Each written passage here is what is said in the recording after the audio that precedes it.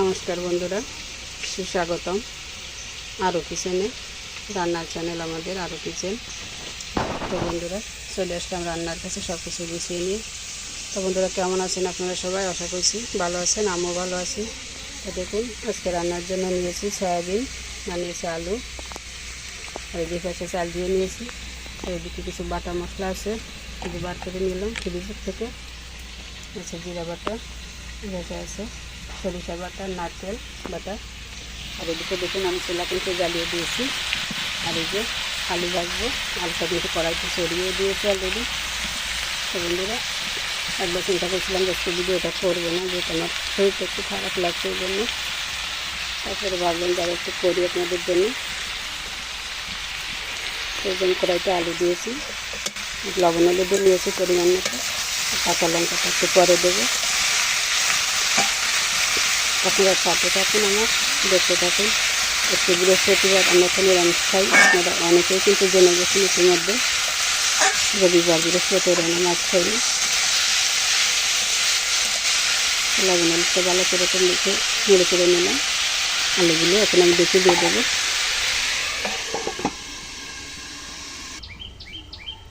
ঢাকনা তুলে নিলাম।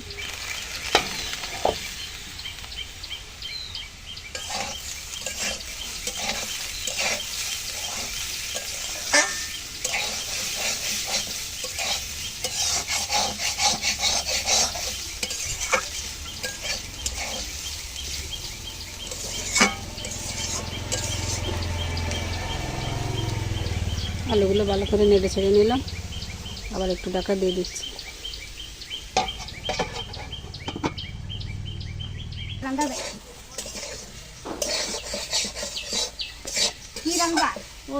এই সব ওগুলো দিয়ে দিচ্ছি এখানে, কাঁচা লঙ্কা।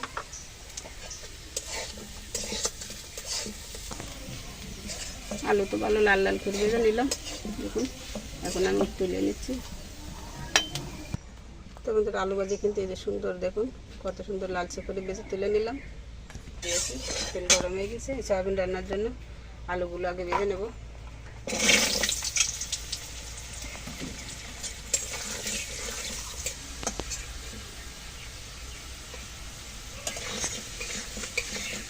আলু কিন্তু ভালো করে ভেজে নিলাম। এখন দিয়ে দিচ্ছি একটু হলুদ। সয়াবিনগুলো একসাথে ভেজে নেব।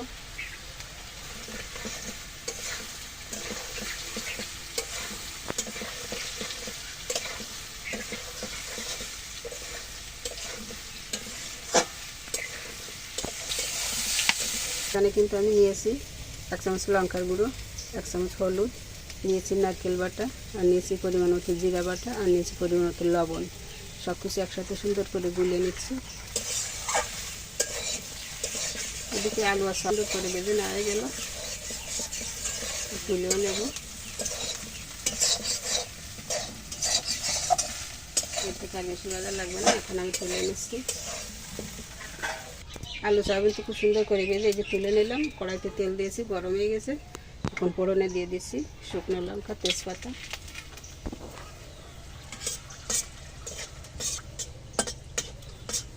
দিচ্ছি গোটা জিরা।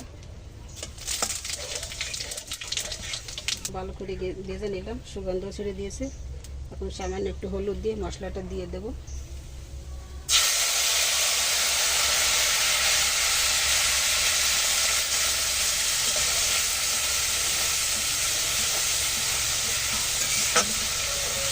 মশলাগুলো সুন্দর করে কষিয়ে নেব। গরম জল দিয়ে বাটিটা দিয়ে একটু জল দিয়ে দিচ্ছি।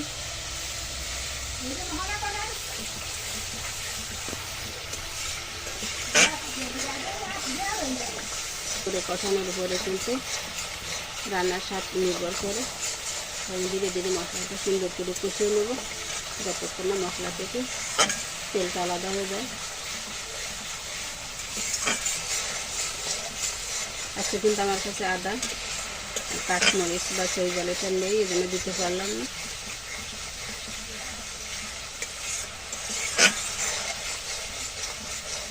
মশলা কিন্তু সুন্দর করে কষিয়ে নিলাম। এখন ভেজে রাখা আলু আর সয়াবিন দিয়ে দিচ্ছি। সয়াবিন আলু দিয়ে কিন্তু সুন্দর করে কষাবো ওই মশলার সাথে। এটা আমাদের মোহনা খুব ভালো খায়। হ্যাঁ, সয়াবিন তো আমার সোনা মামনের খুব পছন্দ। এই জন্য দেখুন কিন্তু অনেকগুলো সয়াবিন নিয়েছি। ও কিন্তু মাছ তরকারি কোনো কিছু কিন্তু পছন্দ করে না। মাছের ঝোল যদি খায় শুধু ঝোল দিয়ে খায়, মাছও নেয় না, তরকারিও নেয় না।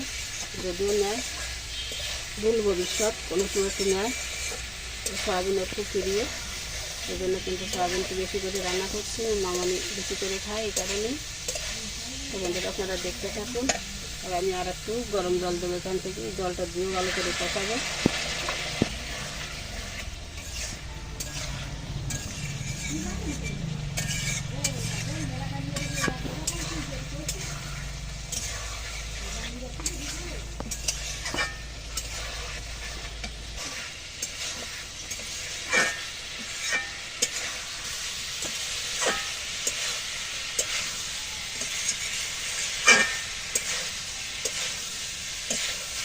না, একটা কথাই আছে, বিনা যুদ্ধে যদি মানে বিনা অপরাধে জীবন যুদ্ধে যদি কেউ হেরে যায়, তখন কিন্তু তাদের কাছে কেউ থাকে না ঈশ্বর ছাড়া। তো বন্ধুরা কেন কথাটা বললাম, একমাত্র ঈশ্বর ছাড়া এই কথাটা কেউ জানে না। হয়তো মনে কোনো ব্যথা নিয়ে কথাটা বললাম, কিন্তু সব কথা সবসময় কিন্তু খুলে বলা যায় না, বলা সম্ভবও হয় না। তাই শুধু ঈশ্বরকেই বলবো যে মনের কথা যিনি জানেন তাকেই কিন্তু সব কিছু বলতে হয়। কারণ এমনও আছে যে মনের ব্যথা কষ্ট নিয়ে কারোর কাছে বললে সেই তারাই কিন্তু আবার বেশি কষ্ট দেয়।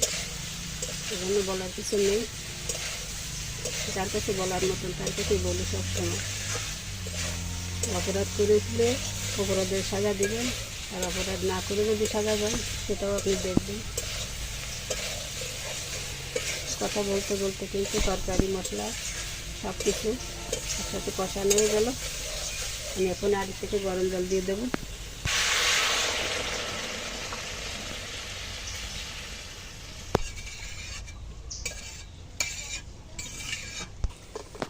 গরম জল দেওয়াতে দেখুন তরকারিতে কিন্তু সাথে সাথে জাল উঠে গেছে। এখন 1 চামচ চিনি দিয়ে দিলাম, ভালো করে একটু মিশিয়ে নিচ্ছি। এখন আমি ঢাকা দিয়ে রান্না করব।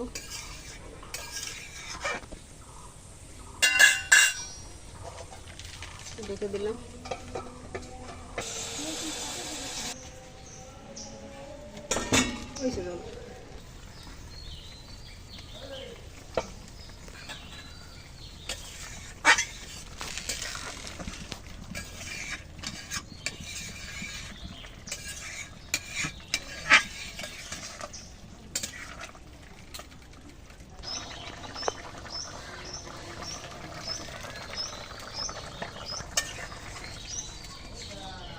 রান্না কিন্তু হয়ে গেল।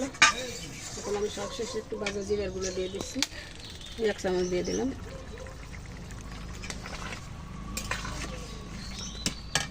হাফ চামচ গরম মশলার গুঁড়ো।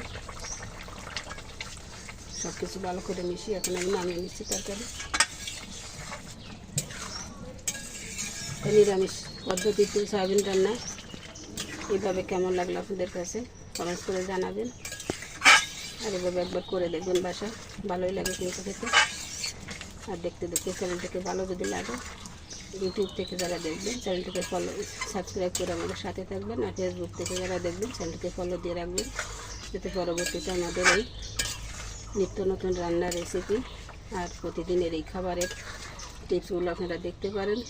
তো বন্ধুরা ভালো থাকবেন, সাথে থাকবেন। এখন আমি নামিয়ে নিচ্ছি।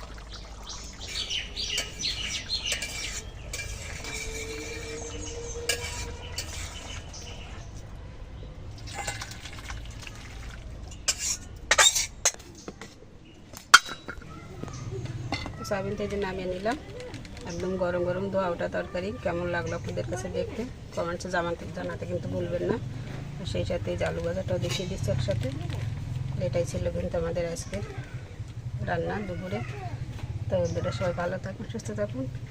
সবাইকে আগাম শুভেচ্ছা জানিয়ে রাখছি আমাদের নতুন রেসিপি দেখার জন্য আগামীতে। তো সবাইকে অসংখ্য ধন্যবাদ এতক্ষণ কষ্ট করে আমার সাথে থেকে ভিডিওটি দেখার জন্য।